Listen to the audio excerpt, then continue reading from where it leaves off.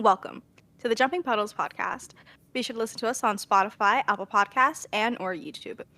And follow us at Jumping Puddles Podcast on Tumblr and Instagram, and Jumping Pud Pod on Twitter. And if you want to support our podcast, please check out our coffee.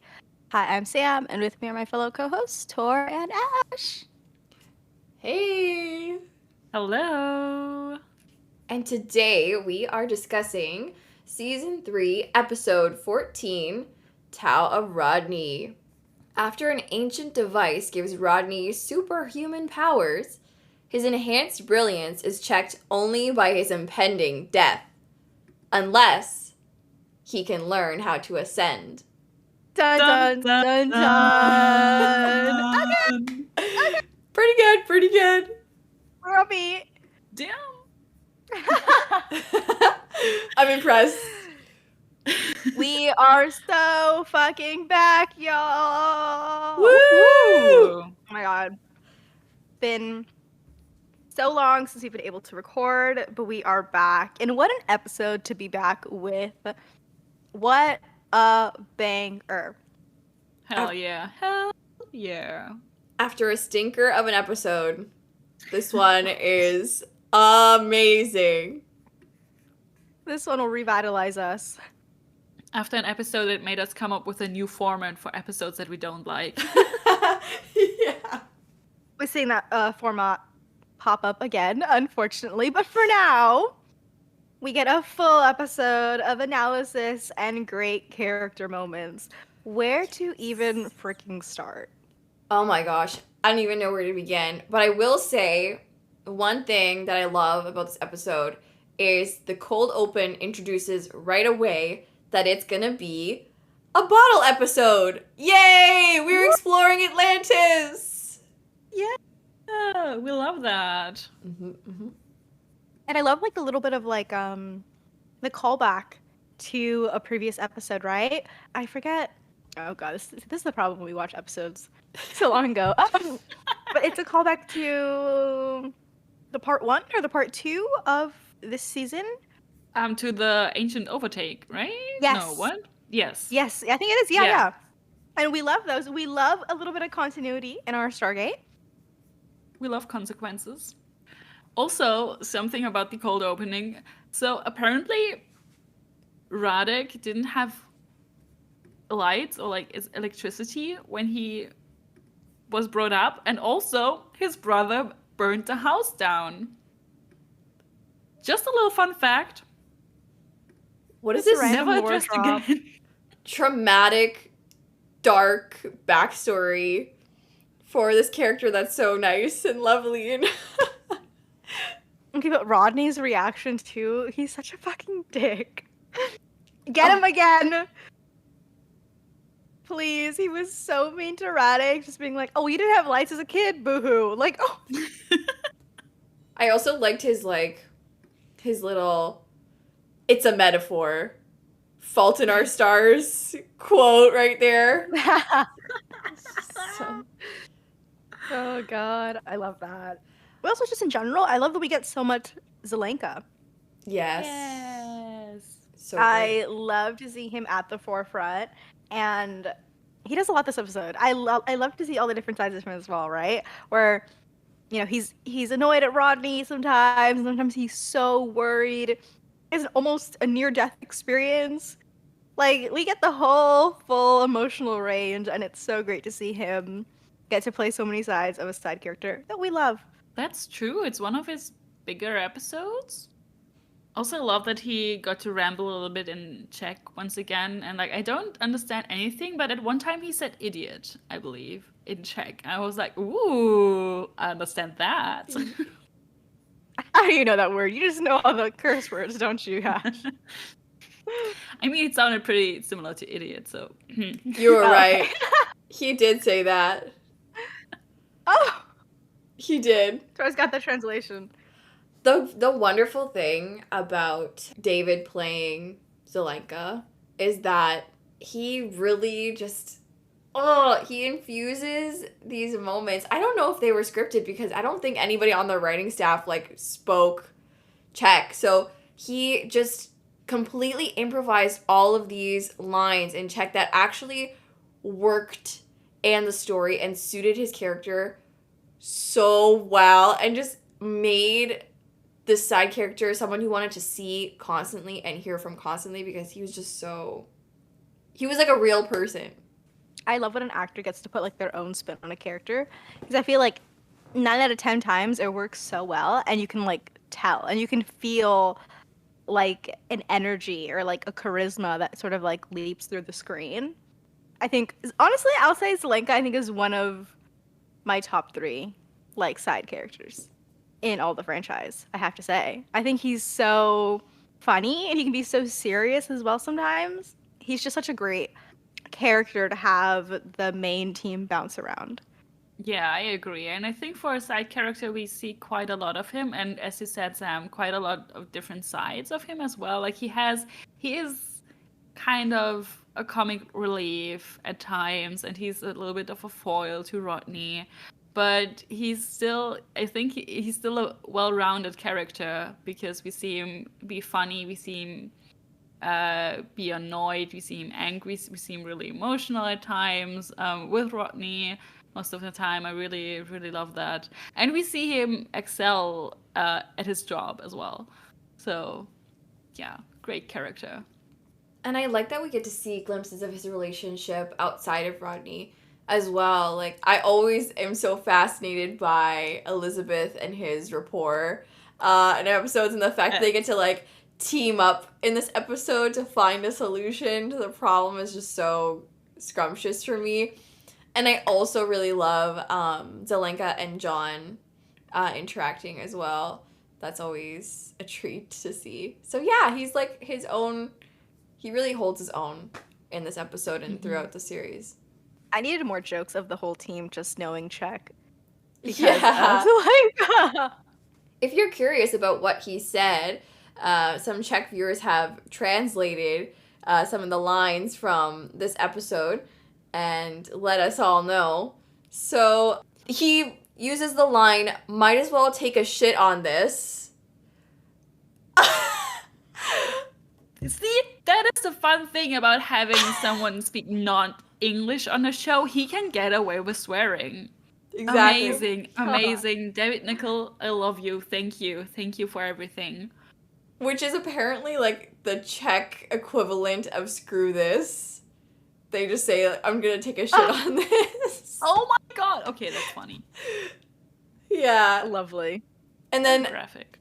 before he gets electrocuted, when he's like really mad at Rodney, he's like, I'm gonna kill him. He's a whack job, a complete idiot. So that's where you heard the word idiot. You were absolutely correct. So basically, I speak Czech now, right? Yes. Exactly.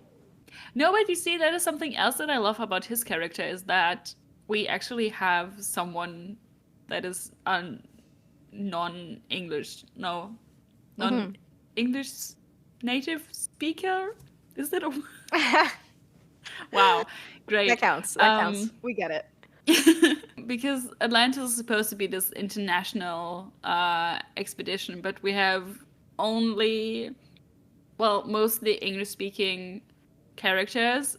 Okay, they're from the US mostly, Canada, and in the first 2 seasons, or just first season, we have also someone from the UK. Wow, so international. Sorry. It's true though. So it's nice to have someone from a different country and with a different language, and I like that he reminds us of that. Yeah. I love when shows like commit to the bit, right? I don't know, it's so basic, but it's like if you're gonna do like a show that's like, oh yeah, you're gonna like take this whole multinational group of people from Earth to like this new place in space, right? Commit to the fucking bit. Have people speak multiple languages and stuff. And I'm not just saying it like just like against Stargate or whatever, but just in general. I'm such a big fan of when shows will go the extra mile and like make it so the viewer is as immersed as much as possible. Not saying Stargate really did that, but I'm just saying I'm at least grateful that Zelenka exists. Really quick side note, sorry, it's just because everyone knows that when I watch a new show, I'll find a way to mention it in a podcast and relate it to that show. So I'd have to say, One show that I think did commit to the bit in some ways was Sequest DSP with Tim O'Neill, who is the communications officer, and he is frequently having to shout things out or communicate with other ships in their native language. So there are many scenes of him speaking a variety of languages that I can't even mention off the top of my head. They actually have the actor speaking out loud. I'm pretty sure he didn't know any of these, so he just had to like learn for the show. But I think it's so great when if you have a communications officer, if you have, for example, like Star Trek, right? They have Uhura, or they have some other characters like speak these made up languages, and it's like, yes, give me that, immerse me in the show, like make me believe it. And so, let me give my kudos to Sequest DSP, at least for Tim O'Neill. That is really cool. I It love is. that, especially when it's about alien languages. That's Yes. very believable. I'm so sad we didn't get more of like Taylor or Ronan speaking their respective languages. Yeah. And I think it's a waste of Elizabeth's expertise as well because she, right? She speaks 5 languages, I think, including ancient. Did you know that the fact that when they started, sorry, this is also a side note, but you know in the original Stargate movie, when they went to Abydos, they actually didn't speak English there. They spoke like ancient Egyptian, and they had to learn how to communicate. And people really liked that. And when SG-1 came around, everyone started to speak English on every planet that they went to. And a lot of people got turned off by that. And I know for a fact of some people who stopped watching because of that. Because they were so annoyed that everybody just spoke English.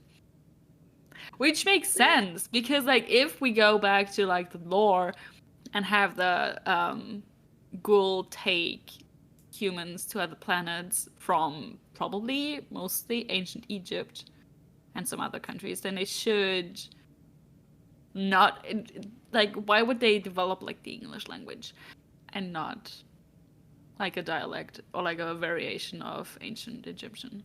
Anyways, yeah. Agreed. No, I agree. And you know what? Sorry, we're gonna keep on this tangent really quick. Let me just give kudos again. Let's put our hands together for Stargate Universe. Thank you, Stargate Universe. Talk about committing to the bit.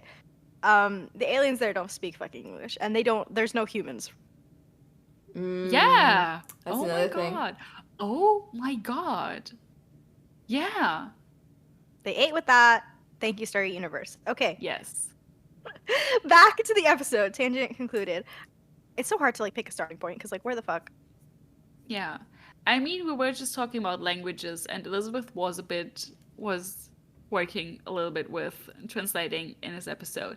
And I just noticed that it's kind of sad that the only thing that Elizabeth has gotten to do in the last few episodes is like helping with translating. So this is like her thing now.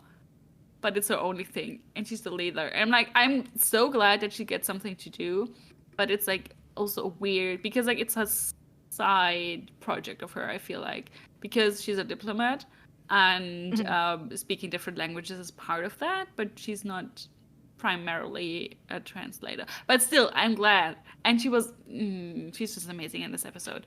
But it's kind of funny that they pigeonhole her into that role now.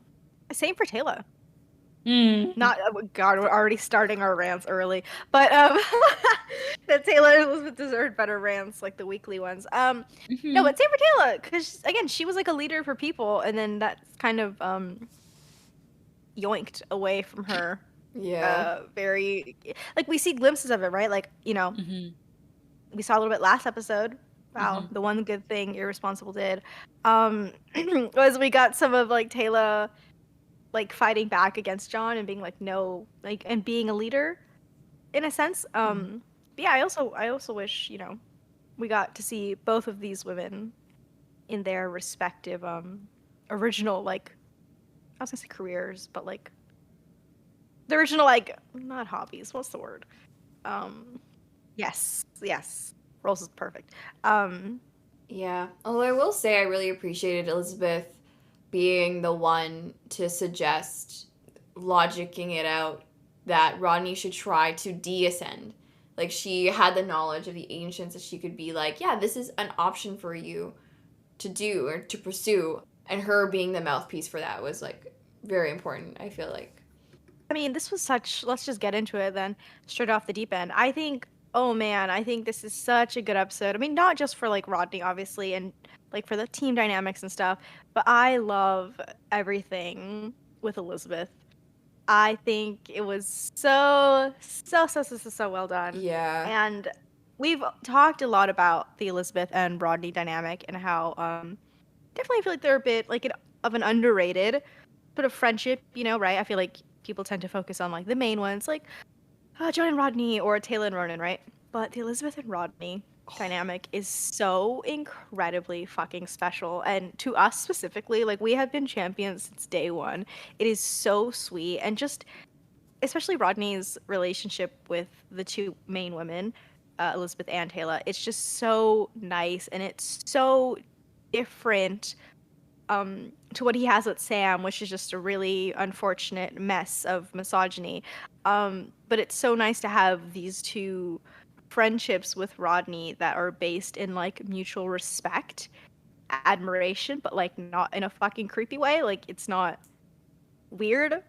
And it was very much needed to show Rodney evolving. But I also just think it's just really great to see how these women interact with him as well.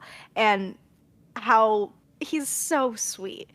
In this episode, he's so sweet. And especially with Elizabeth, it's so interesting how they've been sort of crafting this narrative of Elizabeth not getting along with like the IOA and like the human faction, I guess you could say, government back in the US, and how it's kind of like almost meta a little bit, how she's kind of saying like, yeah, they don't appreciate me, or like they think everything I do is wrong, and like they criticize every move I make, which is very much true in not just the fandom but also like in the writing room, as they just didn't really know what to do with her character and eventually wrote her out.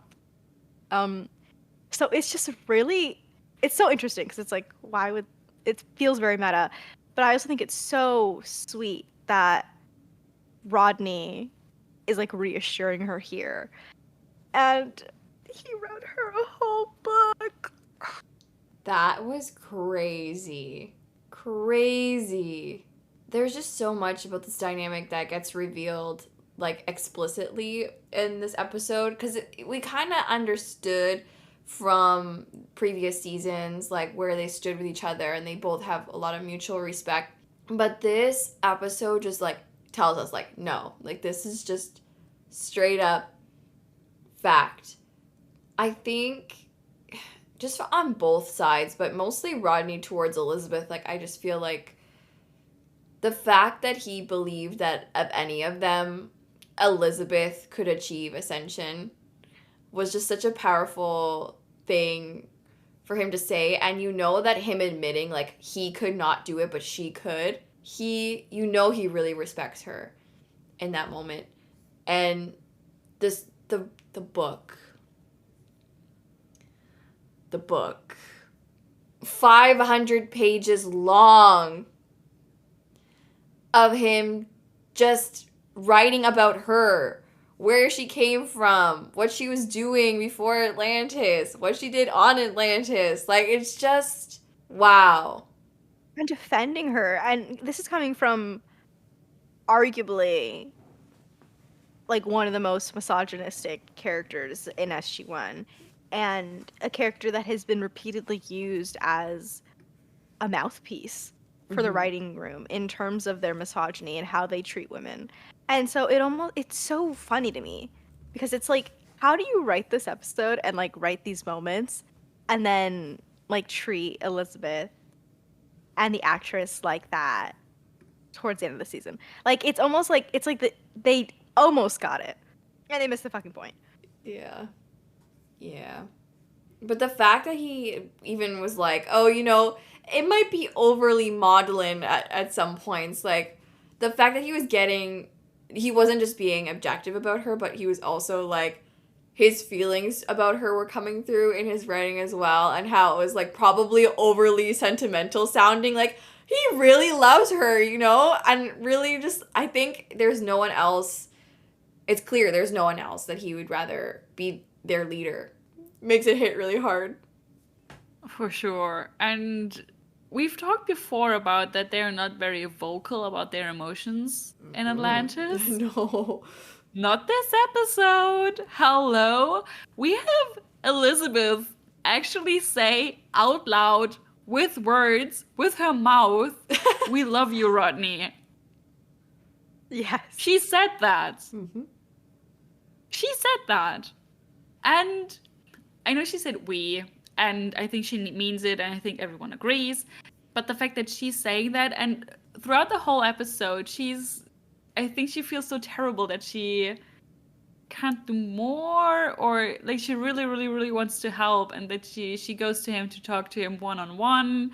She visits him in his lab and stuff. It's just so sweet. Like she's so genuinely worried, or like she wants to figure this out. I think that's so. I think it really goes both ways in this episode, like the appreciation and the love.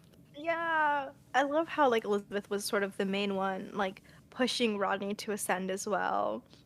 And it's like she doesn't want to lose him, not just because of like how valuable he is to the expedition just in general, but also just cuz like they are friends. And I love that scene at the end where Rodney like teases her like, "Oh, you love me, huh?" And she's like, I said we." And he's like, "No, no, no, but you love me." And it's so sweet. And again, in a show where we don't often get to vocalize what the characters are feeling, and we kind of have to like sift through like the subtext and like the little glances and different things, you know, it's just so refreshing to get an episode where the characters are so open with each other. And it feels very much like in the best way possible, like an SG1 episode, right? Like it feels, and you know, that's something I will always praise SG1 for, is just how, maybe not, I don't know if they're as open as well, but they're just like very like touchy-feely, and like, you know, like they have like this very close bond that you could just like see on screen. They hug a lot. Yes. They're yeah. You get, you know, the poly. They're never beating the poly allegations. For real. Oh, for real. Versus like Atlantis, right? Everyone's a little more reserved and like put in, so it's just really great to get an episode that showcases everyone's emotions and highlights like everyone's relationship with Rodney as well. Yeah, like speaking on that, I feel like Atlantis sometimes suffers from John Shepard's main character syndrome, where a lot of the times the focus is always on him and his relationships. And so it was nice to have an episode where we get to see Rodney's relationship with literally almost everybody in Atlantis, even side characters like Zelenka. So we rarely get to see, or we rarely see emphasized in the show. So that was really important to me. And speaking on, you know, Elizabeth actually being the brave one and vocalizing like their love for Rodney in that moment, I think she could sense throughout the episode Rodney's, and I think she knew before this episode, Rodney's struggles with himself. I think Rodney is not someone who particularly likes himself, but does respect his intelligence. And so this might be a stretch, but I feel like at the end of the episode, Rodney telling Elizabeth that he likes who he is was because Elizabeth told him that they love him. Like, he's able to say, like, you know what? I do like myself, because he heard that from her. They're so cute. Them going to get a snack together, too, is just like the icing of the cake of their relationship and this episode. My God. Seriously. Making me emotional. We're all gonna get emotional up in this bitch. Yeah. I don't know. It's just they have such a great friendship.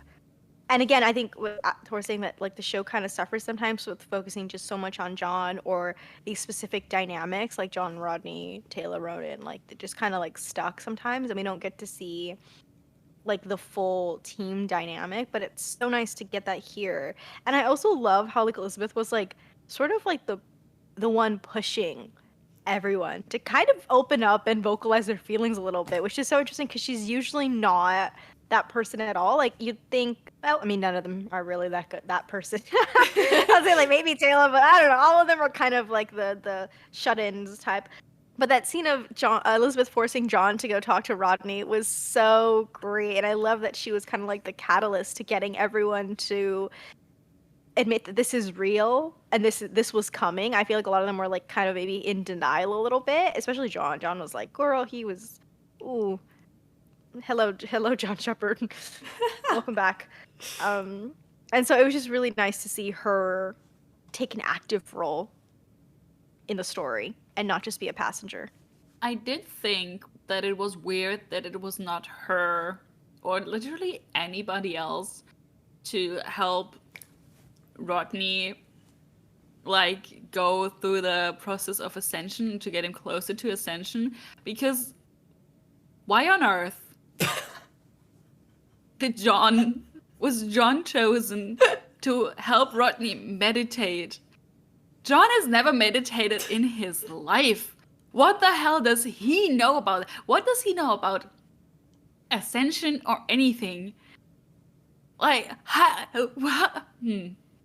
What, you bang a couple ascended women and now you're the expert on ascension? That is us.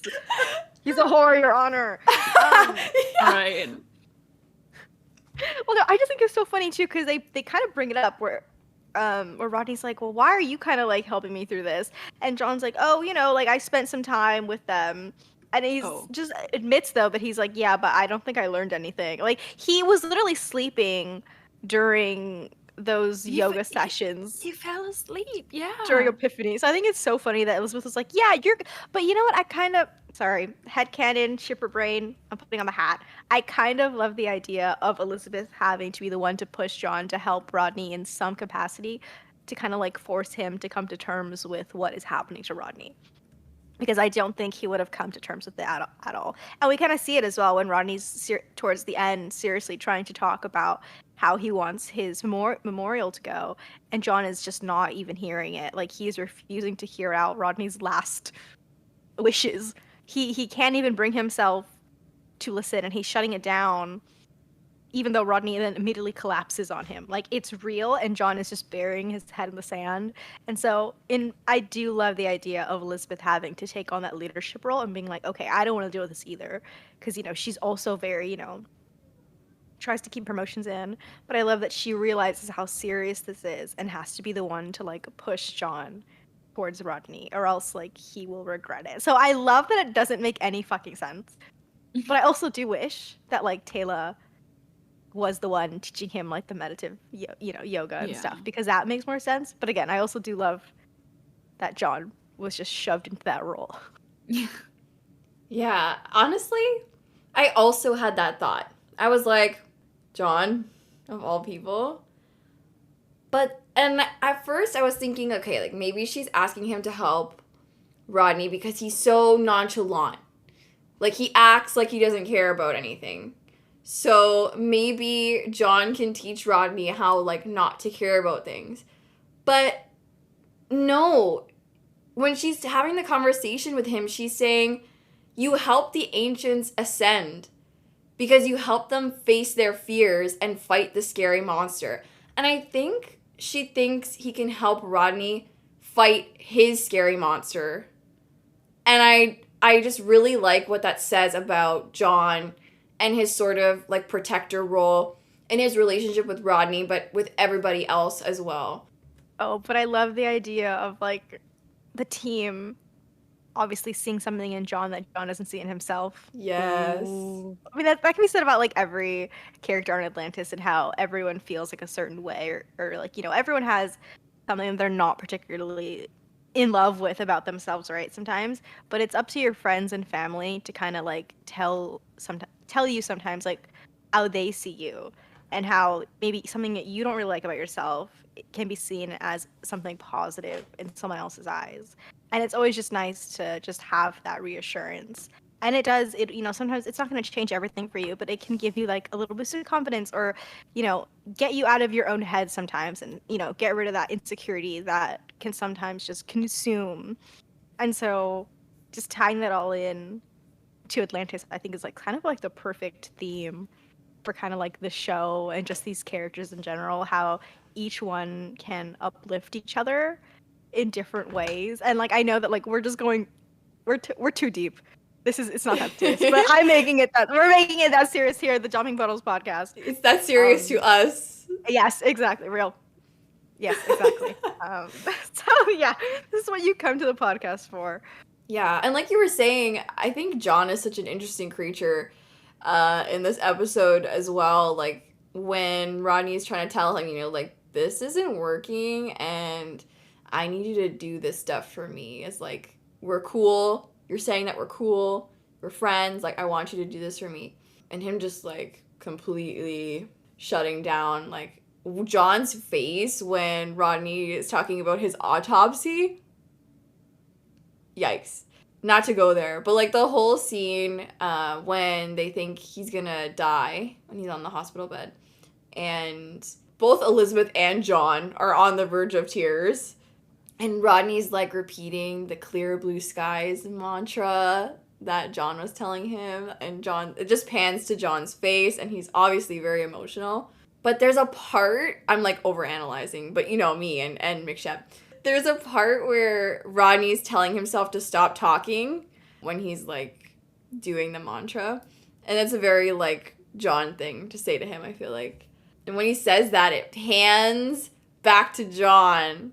And he looks away when Rodney's, like, telling himself not to talk. So I was like, ugh! I just feel like there are layers there that we could just talk forever. How did you say that to me?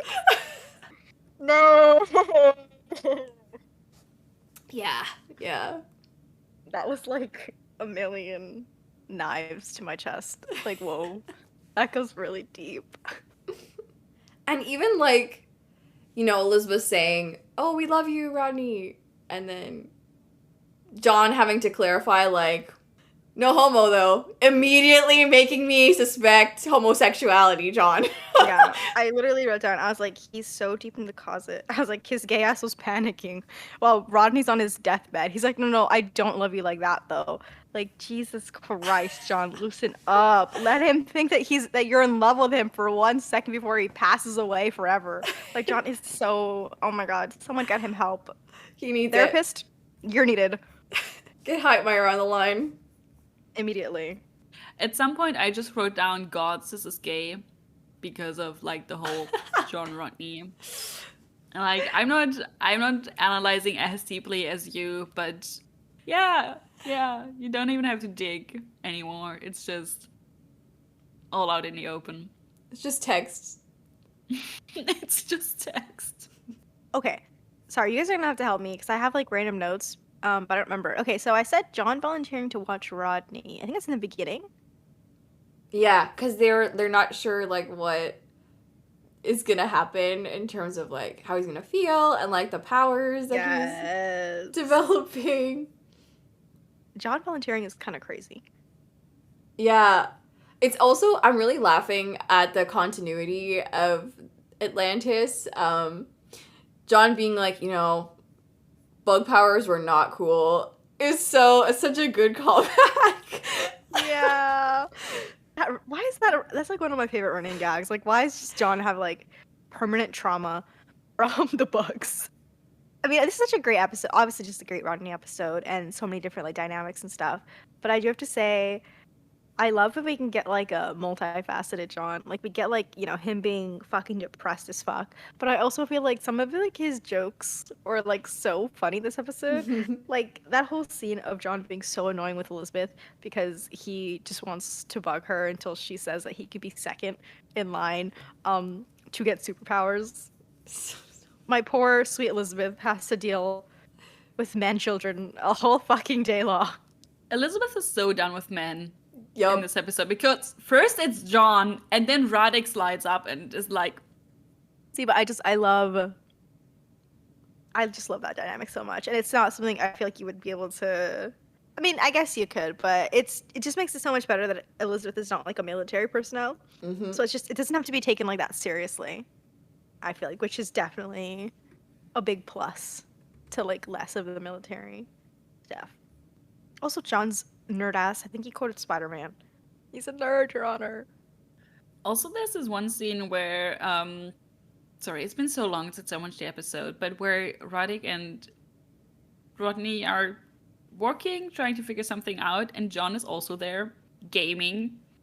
Like, he cannot stay away 1 second from his husband. Literally. And we get that really, I couldn't tell if it was, I don't know if it was funny or not. That little scene of, I think it's Rodney and Zelenka talking about that, a fellow Atlantis expedition member who's like kind of attractive, right? And then I think John, or no, it's like, John's about to say something, and Rodney like interrupts him like, okay, enough of that. And John's like, I was gonna say perfect smile.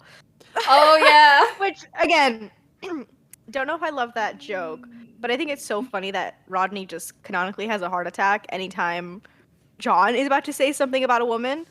Because, you know, Rodney's ass is saying all this shit about Sam, but oh god, suddenly John's talking about a woman, and Rodney's like, okay, shut it down, weirdo.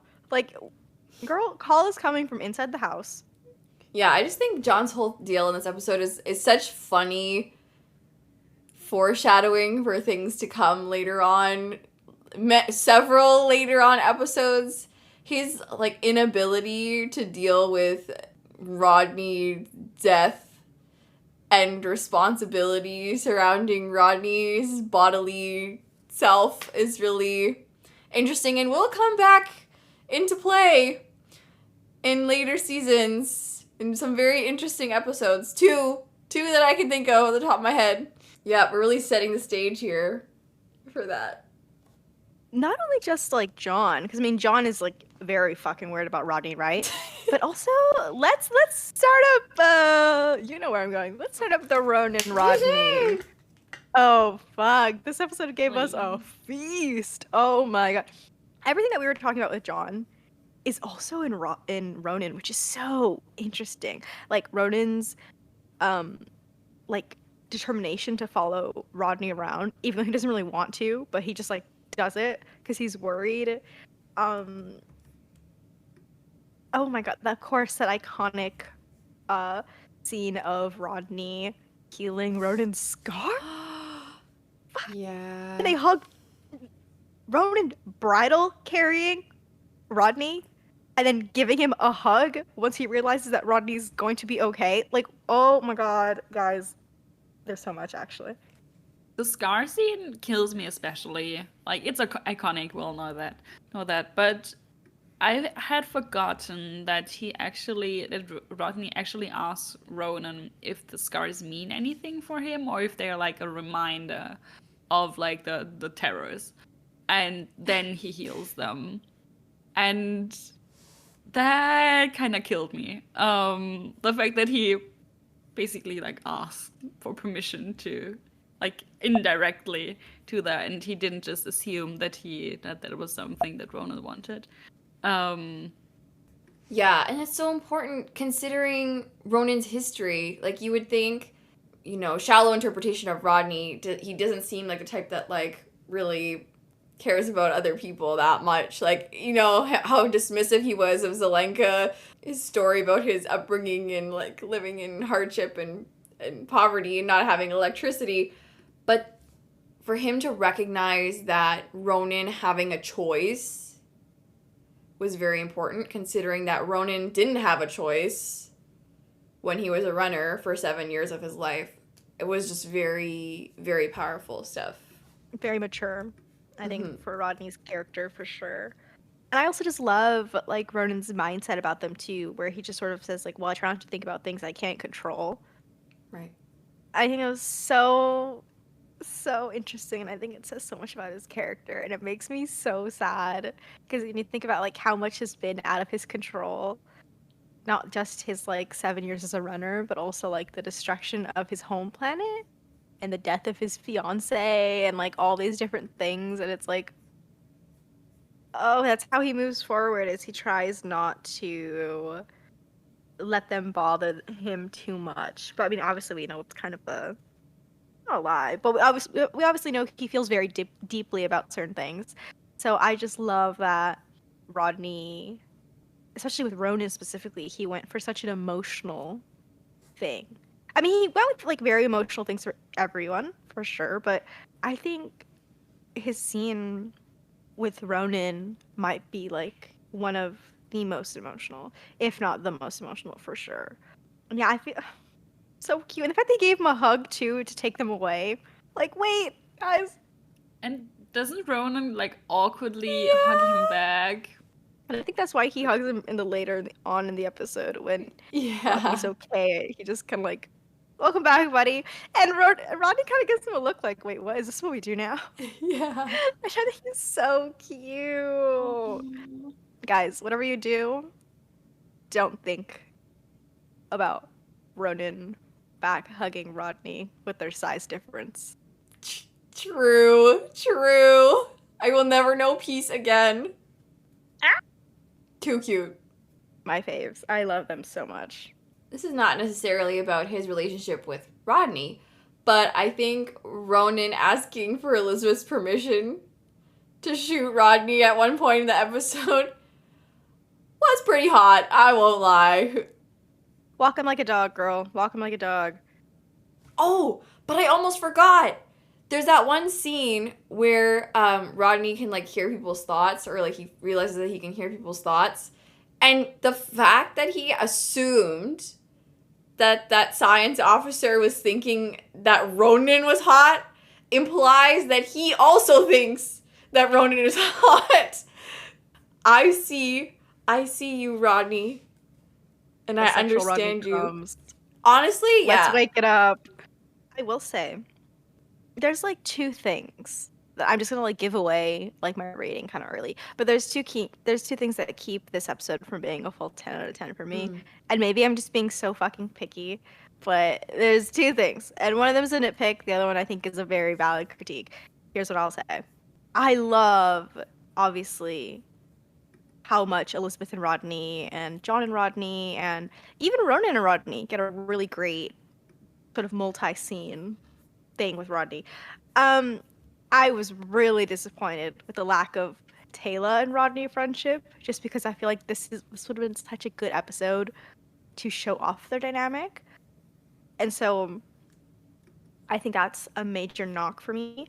But I could maybe like forgive it. But the one thing that's holding me back is in that final scene of Rodney in the bed and when he's about to pass away, the fact that only John, Elizabeth, and Carson speak, and Ronan and Taylor say nothing while Rodney is on his deathbed. I'm sorry, that really pissed me off because you couldn't have written a line for either of them or given some of. Definitely. Especially Carson. Okay, it might be. Carson isn't a lot in this episode, right? No. He doesn't get his one-on-one time with Rodney, at least. So it's weird that he's speaking then, and the others are not. And yes, I was very disappointed at the lack of Taylor in this episode for many reasons. I'm glad that they got one scene, and I think, yeah, we touched on that before, that it's nice that Rodney like actually remembers stuff about the people that he cares about, and shows his appreciation that way. But it's so little compared to the others, and compared to what Taylor deserves as a character. Yeah. I wrote it down as a big minus for this episode as well. Yeah, and it sucks because I feel like there were a lot of characters that we were saying we kind of have to dig and really watch and look at subtextual clues and like the actors' acting choices to really get a sense of their relationship prior to this moment, like Elizabeth and Rodney, or even Zelenka and Rodney. And I feel like that's also the case with Taylor. There are always these very subtle things between them and nothing like really that grand. And so it would have been nice if this episode delivered a harder punch in terms of their emotional relationship and spent a little more time with them two to further cement their bond. It wasn't enough for me. I would want a little more. Yeah, and it's such a great episode. Oh, sorry, scene as well. I think it says so much about like Rodney not only knowing like when the anniversary of like I think that's Taylor's father's passing, right? Okay. I think that is such a big thing. And the fact that he like knows like how or like what ceremony she does to grieve on this day sort of implies that this has happened before or something has happened where, you know, she's lost or she's, you know, had to mourn another family member or something and this ceremony has popped up and like that's where he first heard about it. So I don't know, it would have been nice for some kind of build up or something, just maybe like again, them getting a scene of Taylor being the one to teach him the yoga. Where Taylor trying to like maybe get him to reconnect with nature or something. I don't know. Get Taylor walking him to like the garden and being like, "Look, Rodney, here. Do you feel calm?" Like or something similar. Anything. Yeah, literally. Touch some grass, breathe it in. You'll be fine. And Rodney like choking, being like, "Ugh, I hate it out here. Like all the bugs and shit." Yeah, and her being like, "No, you're missing the point." Literally anything, because. Yeah, I mean, obviously, you know, we dig so deep that I feel like we do have like a sense of what the Rodney dynamic could be or what it is, sort of like the bare essence of it. But yeah, it would have definitely been nice to get just more time on their relationship, especially since it feels so underwritten. I think obviously when you compare it to SG1, right? SG1 had 10 seasons to sort of build up some of these dynamics. But even when you're not looking at like the first 8 seasons, like just ignore those. I honestly think SG1 season 9 and 10 did a really good job of setting up Vala and Cam's dynamics with every member of the crew. Like even look at maybe like Vala and Teal'c, right? You were like, "Oh, or how what are their, you know, how much is their of their relationship is going to be shown?" And it's like a not terrible, like they had like decent, I think it's like 7 to 10 minutes of screen time. So there's like decent amount of scenes. And then when you compare it to 2 seasons of SGA, it's kind of like I think the Taylor Rodney scene pack was like 3 minutes or less. Wow. And so that is so sad. We talk a lot about everyone's relations and stuff, but I think when you look at the facts and when you like kind of compare them to SG1, I don't think Atlantis did as good of a job as they could have with sort of really depicting the team's dynamics for sure. I think that is something that could have really driven this episode home, is if they had all collectively, in their own ways, tried to help Rodney ascend. Like, they could have split it up. Like, yeah, let Taylor teach him how to meditate or yoga or nature. Have Elizabeth tell him more about like the theoretical background of ascension, because she knows a fuck ton about ascension at this point. And I don't know, John also, like with his expertise that he apparently got in Epiphany, or like have all of them, and Ronon, I don't know, but like help him ascend as a team. I think that would have been really, really beautiful. I agree. It's kind of funny to me that how do I say this in a nice way? Okay, we've talked about how, especially in the beginning, that we maybe didn't really see where the Rodney Carson dynamic was coming from. And I definitely feel like obviously we've talked a lot about how we've come around on Carson a lot, especially this season, and how we feel like something's clicked for his character for us.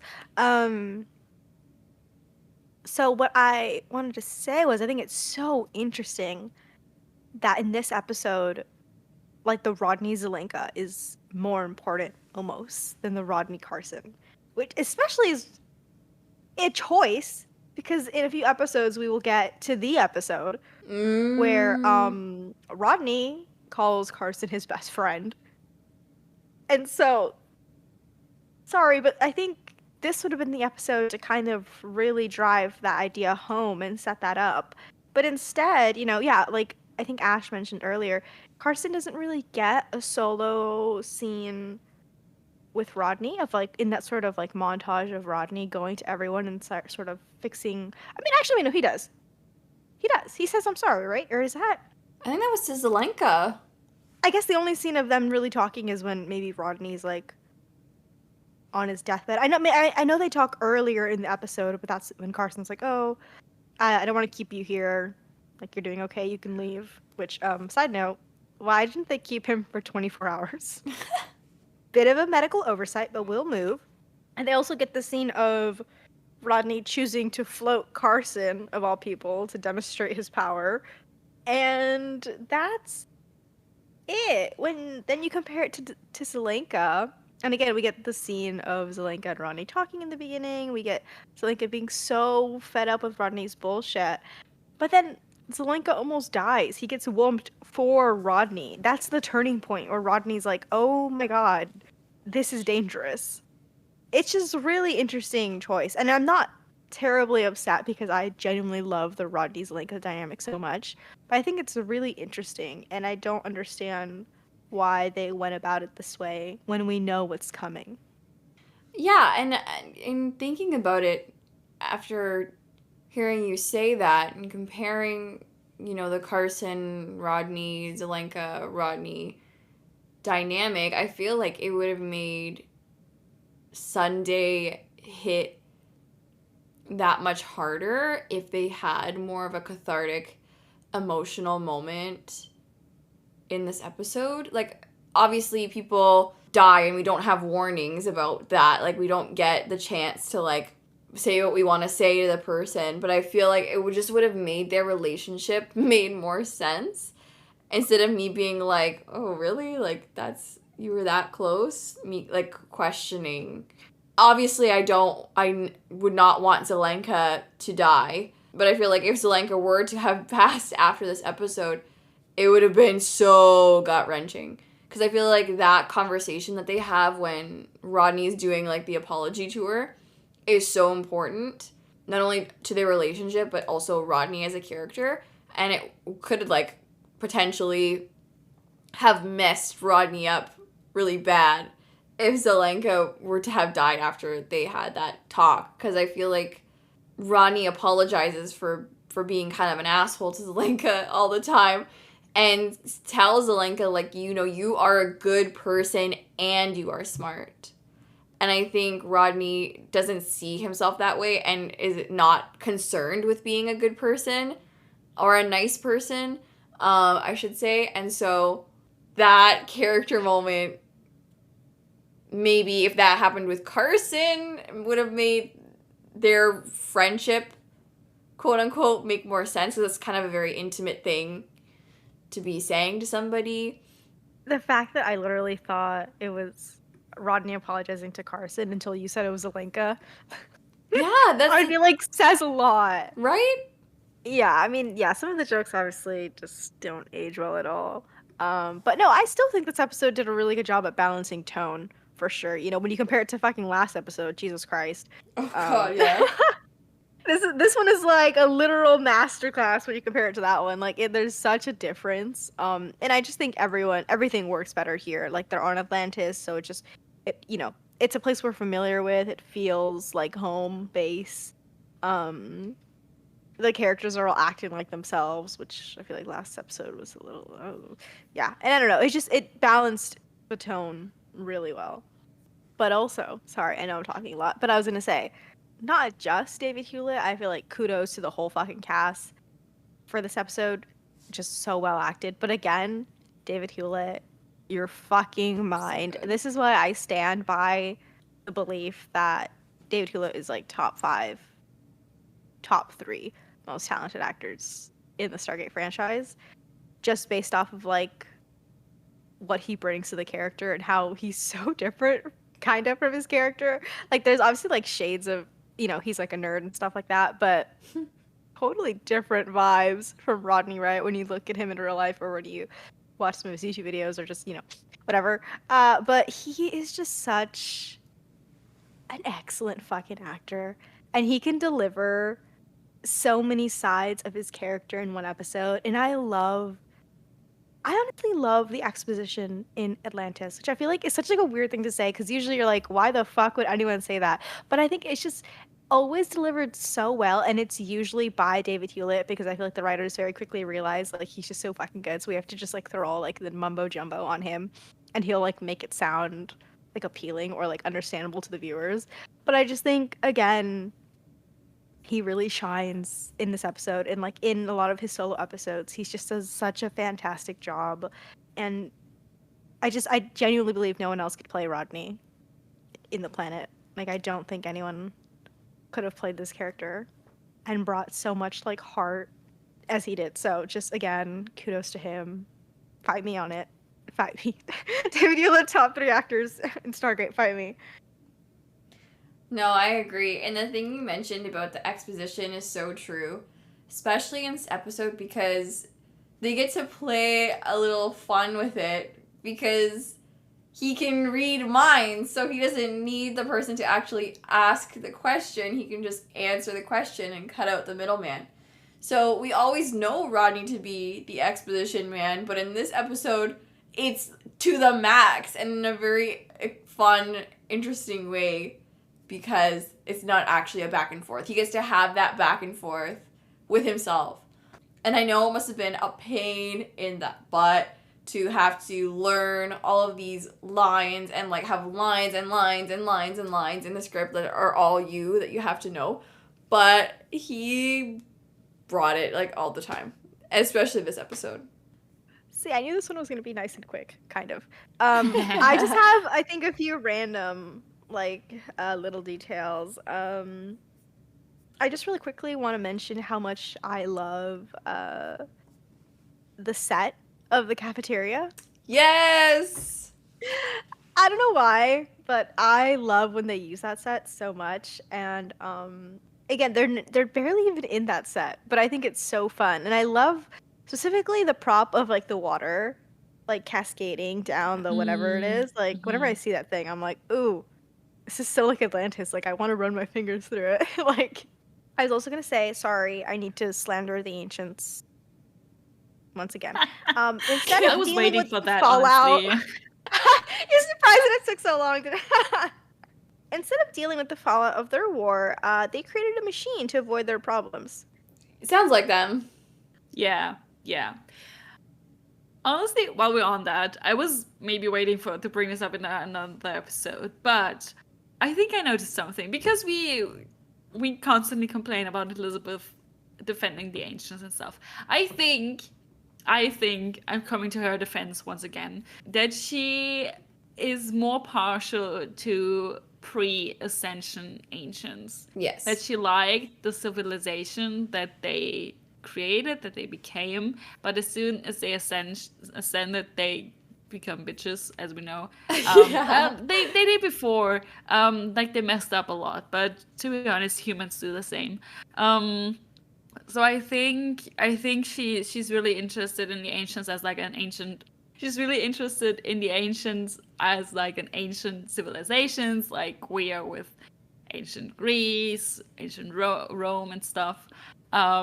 So she likes what they achieved, but I think, or at least I had headcanon that she started to realize that they actually were dicks and don't deserve to be like admired as like godlike creatures or anything. That's it. No, I like that headcanon a lot. And I think it would make sense. I honestly think it would make sense for her to like be so in love with their civilization before. Because I mean, I think they're so cool. It's just the part where they kind of, their judgment and starts to slip, and they have like this insane moral complex that is left behind, and for like an entire galaxy to deal with, that I have issues with. But no, she's real. Yeah, and like I'm just looking back through the script because I remember the exact conversation that she has with John, but I remember they do have a back and forth in this episode. And yeah, it's true. She doesn't like and John brings it up. She doesn't like the Ascendant Ancients really stupid rules and the fact that, you know, they all of a sudden cannot interfere even though they were the ones who made the messes that they should be interfering with. But Okay. Lovely. And then we can head over to Ash for the Bechdel test. Wah wah. This episode fails.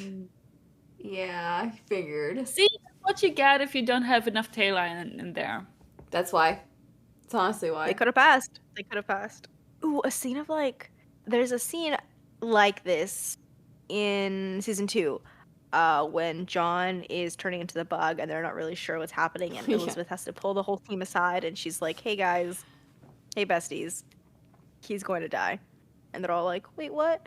Something like that would have been fun, or maybe like the team struggling with this, and maybe Taylor going to Elizabeth and being like, "Hey, how do I help? I'm not sure. Like, I'm losing it here," and like Elizabeth reassuring her, or like, I mean, literally anything, or them going to Heitmeyer would have been really interesting. Like having to seek out a therapist and being like, "How do I deal with a loss that I can't help?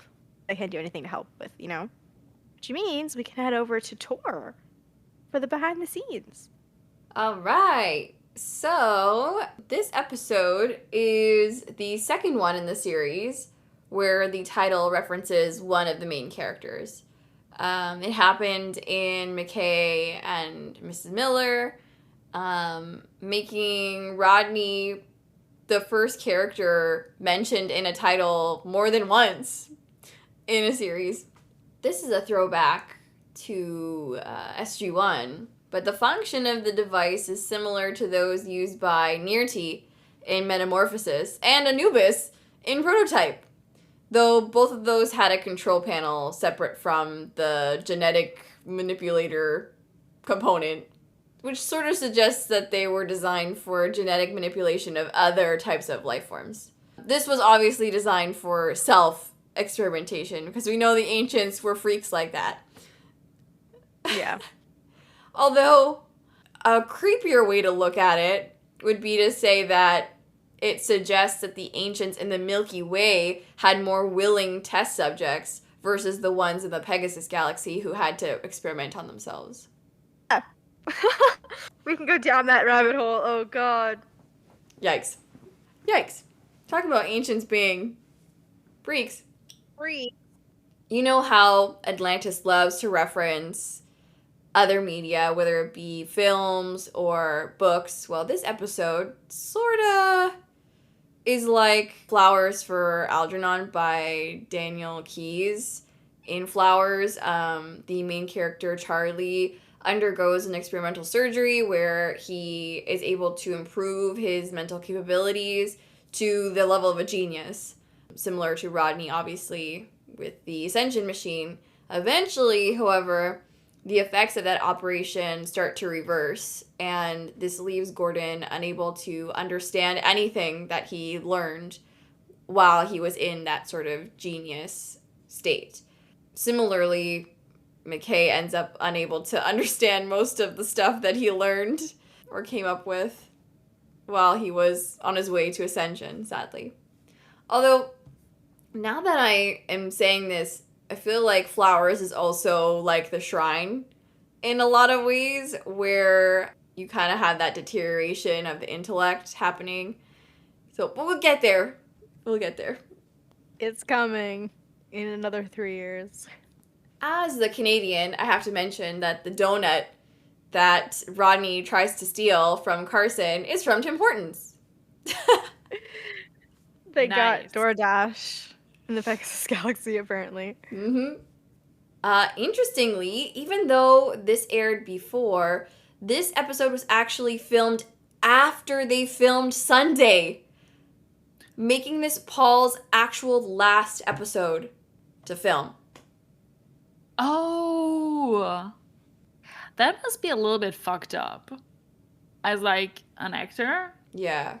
because like he died and then he just goes back to work. Okay. Yeah. Yeah, I hate that. And he But- didn't even really get to do much in this episode either. So it's like, okay, this isn't technically my last day. Exactly. And like that would have made the actors, I feel like, more emotionally charged in any sort of performance that they would have together that was in any way emotional, but there was none in this episode. So that just makes me mad again. But anyway, apparently this is the only episode in Atlantis where Anubis is mentioned. Good. All my homies hate Anubis. True. Most forgettable SG-1 villain? Ooh. Oh!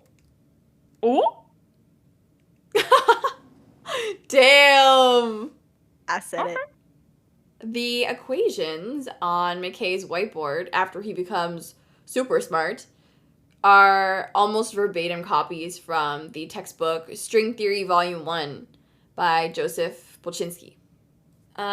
Looking back on it, although we did not like this joke, McKay joking to Ronon that he could be his sidekick and they could be like Batman and Ronon is kind of funny in retrospect because, of course, we know Jason Momoa went on to be in the Justice League movie fighting alongside Batman, but as Aquaman, king of Atlantis. I love that. And I didn't realize this, but it's actually the first appearance of Lorne since he commanded the Orion in the first episode of Season 3, No Man's Land. He was apparently unavailable to film for Atlantis because he was shooting the 4400, where he played Agent Jed Garrity. I've never seen that show, but... Interesting. Wow. I was gonna say, like, he really has not been in season 3 at all. Wow, that was a long schedule, like, conflict. That was crazy. Yep. Moving on to oopsies of the episode. Ash, I don't know if you noticed this, but again, the German flag was upside down. wait, really? Yes. Oh my god. It was literally the first 30 seconds of the episode. One of the scientists had an upside down patch. That is crazy. Yeah. When Elizabeth and John are discussing how he was helping those people with Ascension in Epiphany, the people he was helping were actually human, and they were not ancients. So, yeah. That's funny. Because in that episode, the people were referring to the ancients like a separate group and not actually like their ancestors. So, yeah. What I thought was really funny was that there was another moment where Weir is talking to Rodney and there are electronics in the background that actually have like the prop label still on them. So you can read like SGA/blue, which stands for Blinking Light Unit. Oh, I love that. So, That is hilarious. oops. We love to look at the episode title in other languages. This week, we have Hungarian. In Hungarian, it's Rodney the Superhero. Sorry. Yeah. All right. Then in French, we have a nicer name, The Peril of Wisdom. It's kind of cool. Ooh. I like that. And in Excellent. Japanese, we have Ubermensch McKay. What? I love that. One thing I thought that was kind of interesting about this episode is that it generated a lot of Stargate forums and discussion boards to post questions about continuity and how this episode would affect the rest of the show. So questions that they were asking were, will Rodney have any lasting effects from being almost ascended? which we can answer no, but it would have been interesting if he did.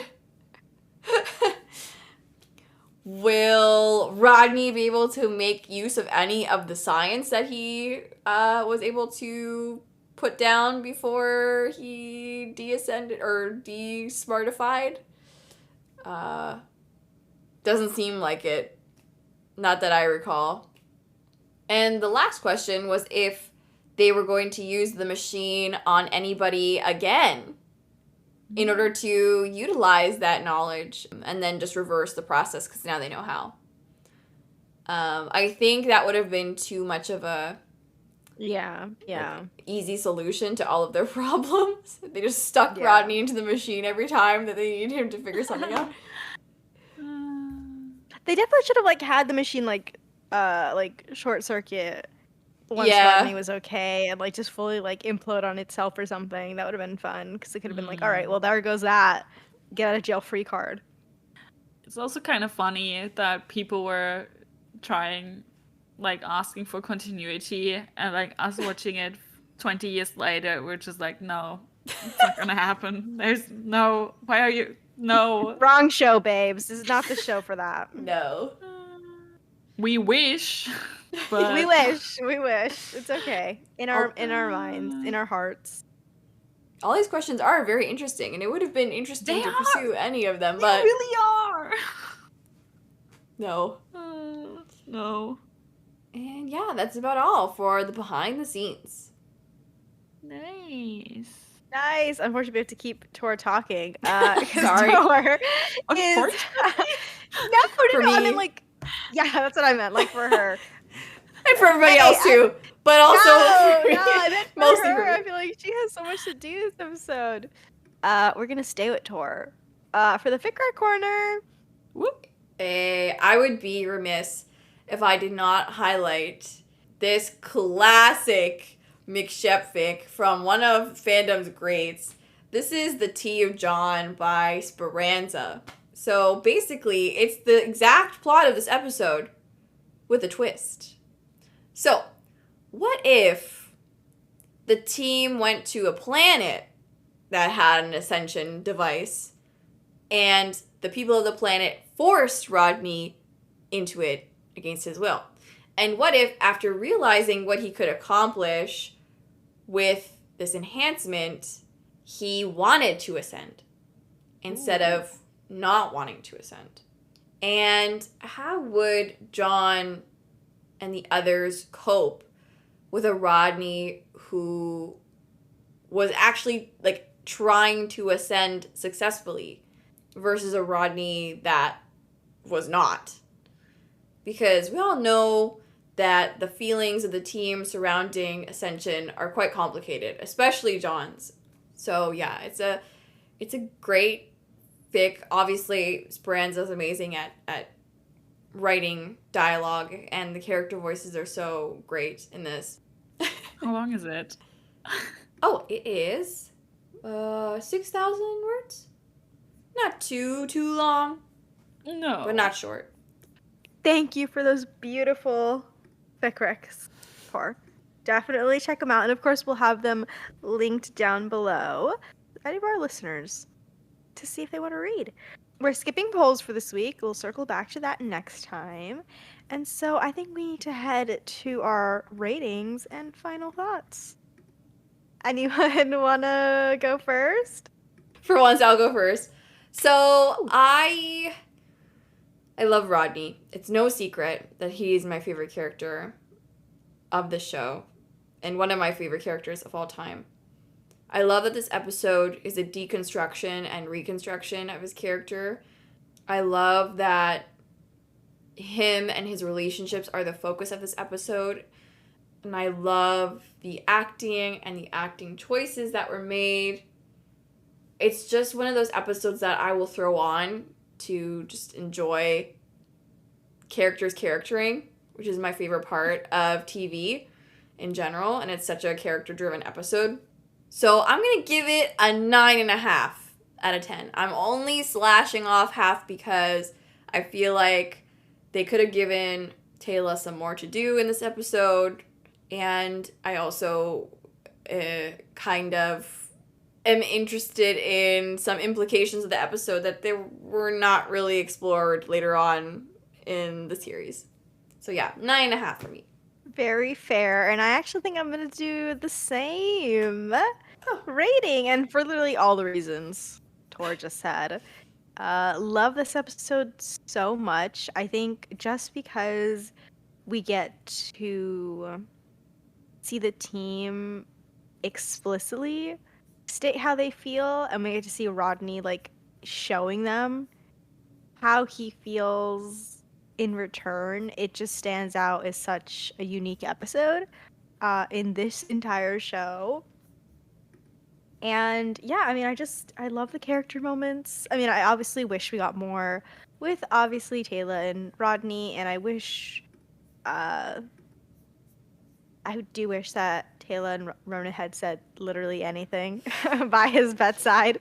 But whatever, I will still take it, and I will give it a 9.5 out of 10. Really enjoy, and it's definitely an episode that I feel like is just so memorable for so many different scenes.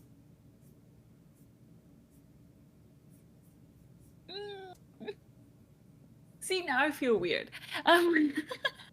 But never. Don't feel weird. Honest opinions only here, Yeah. no judgment. I'm biased. No. I'll say it.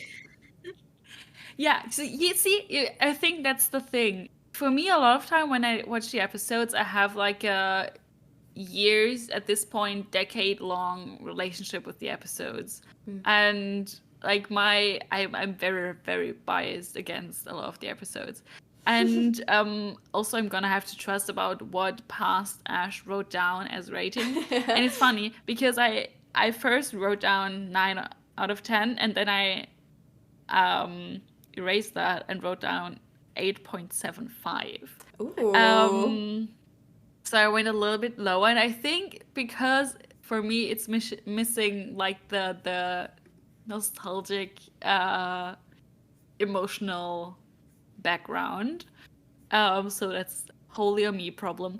It's an amazing episode. I really enjoy it. Out of all the reasons that you said, and also I want to highlight Elizabeth once again, because I really enjoyed her in this episode, and her and Rodney in particular.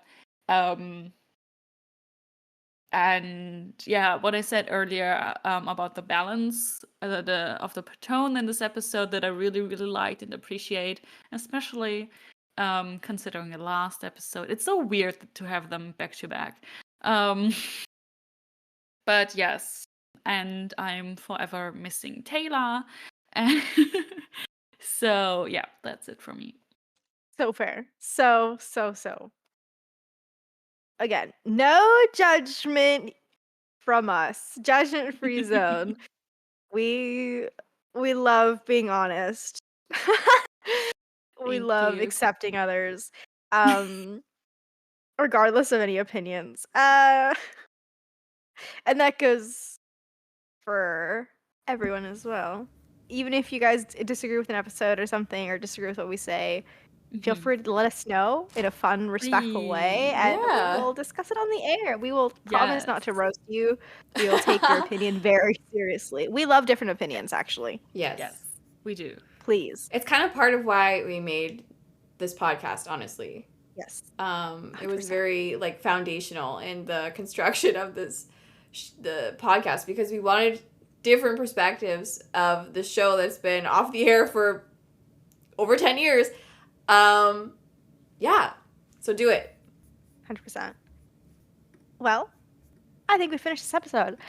Be sure to check out everything in the description box if you want Tor's Fic Recs, if you would like to follow our social media accounts, which are the Jumping Puddle accounts. You can follow them all over the place, and you can see when we post new episodes and when we post new polls. And you can also check us out on our private social media accounts, where we are talking about all different kinds of fandoms and all books and TV shows and video games and everything that we're currently into at the moment. Be sure to come back next time for the game. And Ooh. thanks for hanging out with us today. Bye. Bye.